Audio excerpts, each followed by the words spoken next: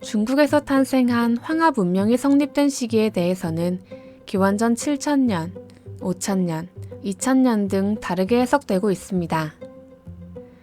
황하 문명에서는 3명의 황과 5명의 제가 등장하는데요. 이들을 삼황오제라고 불렀습니다. 오제 중 한 명인 요나라의 임금은 뛰어난 인품과 덕으로 나라를 다스렸고 전국의 인재들이 몰려들었다고 합니다. 요 임금은 황제의 자리를 아들이 아닌 현명한 인재에게 물려주었는데요. 황위를 물려받은 이가 오제의 마지막 순임금입니다. 순임금 역시 나라를 잘 다스려 태평성대를 이루었는데요. 요임금과 순임금의 시대를 합쳐 요순시대라고 하며 중국에서 이상적인 정치가 베풀어져 백성들이 평화롭게 살았던 시기로 평가하고 있습니다. 물론 그들을 이상적인 군주로 추앙하고 있기도 하죠. 한편 순임금 역시 아들에게 왕위를 물려주지 않았습니다. 그 다음 황위를 물려받은 이는 우임금이었는데 그도 역시 요순임금과 같이 지혜로운 통치자였죠. 그는 요순시대를 지나 하왕조를 세웠습니다. 하왕조는 약 400여 년간 지속되었고 17대 거랑에 이르러 멸망합니다. 거랑은 무력을 이용해 날로 포악한 모습을 보였으며 술로 연못을 이루고 고기가 숲을 이룬다는 뜻인 주지육림이라는 말이 생길 정도로 주색을 밝혔다고 하죠.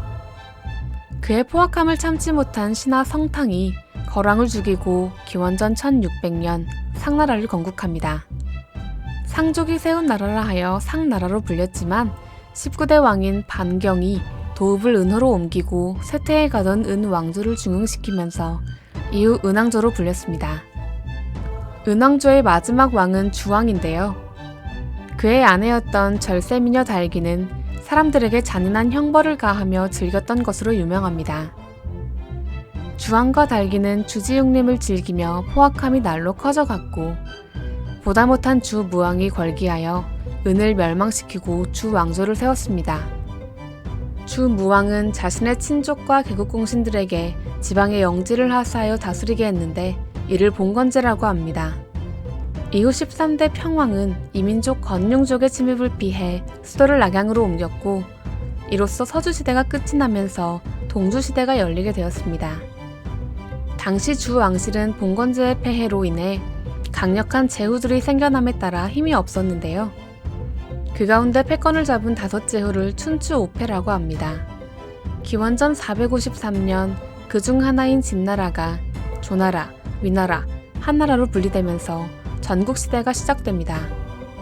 전국시대에 이르러 주왕실은 완전히 몰락했고 제후들은 스스로를 왕으로 칭했죠. 전국시대의 가장 두각을 나타낸 7나라를 전국칠흥이라고 합니다. 이 시대에는 다양한 학파와 사상가가 나타나 각자의 주장을 펼치면서 중국의 학술과 사상을 발전시키는 계기를 마련하죠.